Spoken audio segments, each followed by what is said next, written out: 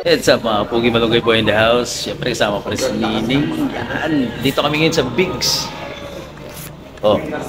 Beep bop beep beep bop biri biri beep bop beep. Yan. Siyempre nandito na tayo sa Bicol. Palalagpasin pa ba natin yung pagkakataon na makakain tayo dito sa Bigs. No? Dito nagtrabaho si Malunggay Boy ng napakahabang panahon. Ito yung isa sa mga restaurant na marami akong natutunan. Although hindi naman ito yung una, ito yung pangalawang restaurant ko. Pero dito ako nagtagal talaga dahil sa maganda rin yung management, tapos yung kultura, tigit sa lahat. Siyempre masarap yung pagkain.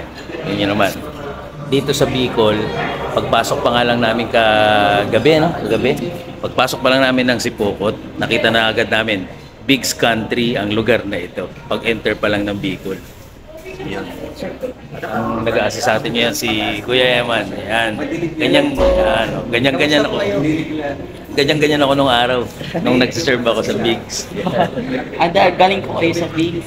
Year 2004 to 2008. San Pablo. Welcome back po sa Bigs. Siyempre, kasama ko na, may asawa na ako ngayon. Alright, so paano ba yan? Kape muna tayo dahil mababa pambiyahe natin papuntang Matlog. Alright.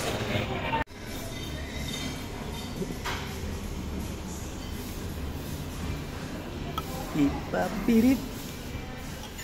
Pipapirip.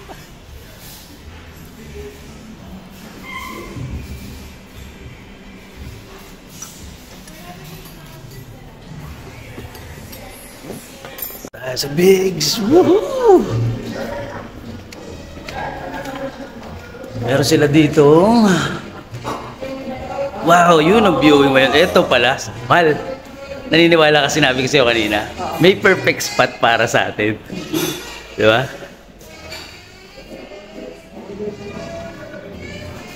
Oh, yun lang, maulap. Pero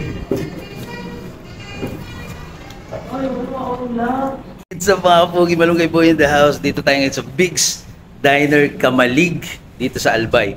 Alam nyo ba, sobrang bait ng staff dito at alam mo yung parang napaka-special na sa pakiramdam. Pinagbuksan nila kami dito, pinapunta namin kasi nakita nila na magpipicture kami. And meron sila dito viewing Mayon.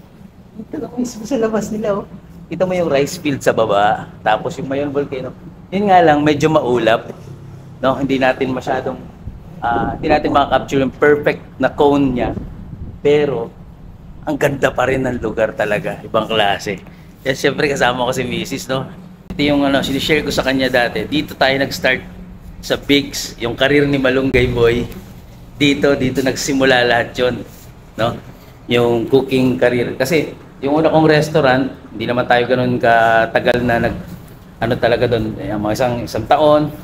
So, marami din tayo natutunan doon, pero dito talaga ako nahubog. Imagine niyo naman, from 2004 to 2008, no?